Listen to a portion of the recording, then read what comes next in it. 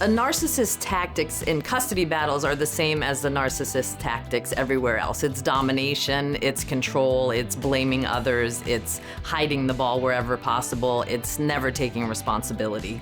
So you can expect that same kind of behavior throughout the process.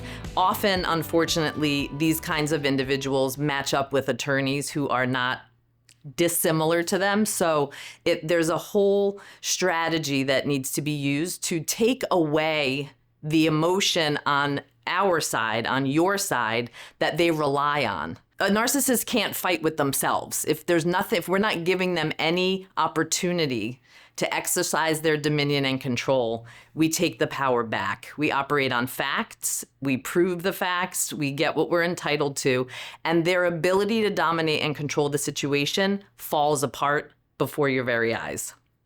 One strategy that narcissists often use with their spouses is to blame and threaten that if the spouse goes through with a divorce, they will be left penniless, the children's lives will be ruined, they will be on the street, they will have nothing, it'll all be their fault. If you find yourself in that position, if you're being threatened in that way, dominated in that way, you don't need to continue. There is a way to dismantle the narcissist's power in a very methodical and quite simple fashion by using facts, by using discovery, and sometimes by using the help of the structure of the court system to do so. You're not left with this domination for your future. You have a choice. Some people want to try to pursue an amicable divorce with a narcissist, and that seems like a contradiction in terms because it actually is a contradiction in terms.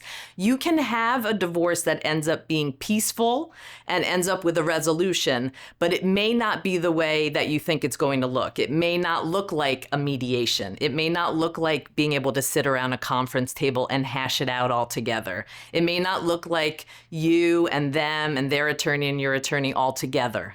It may look like some more aggressive seeming approaches that need to be taken to have this other person realize they are no longer in control of you and your life and the situation.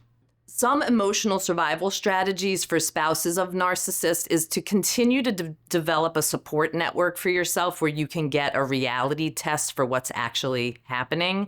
If you find yourself engaging with what they're blaming you for, beginning to blame yourself, that's a red flag. Not trusting yourself is a red flag. If you don't have control over your own finances, that's a red flag. If you don't have control over your own movement and transportation and choices about what to do with your free time, this is also a red flag. You should reach out to an attorney, a trusted therapist, a friend, a family member. Trust go as deeply inside yourself as you can to find where you know this is not the right life for you.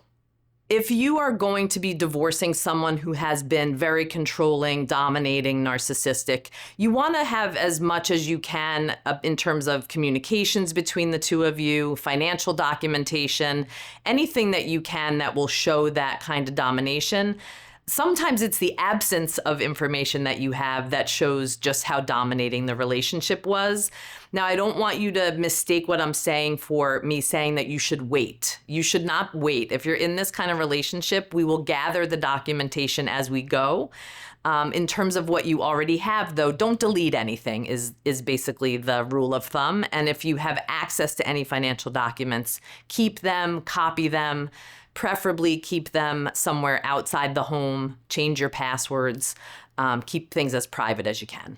If you have any questions about divorcing a narcissist, divorcing someone who has been very dominating and controlling, call us at Hannon De Palma. We have so much experience with people like this, and you don't have to suffer alone any longer. Come for a free consultation.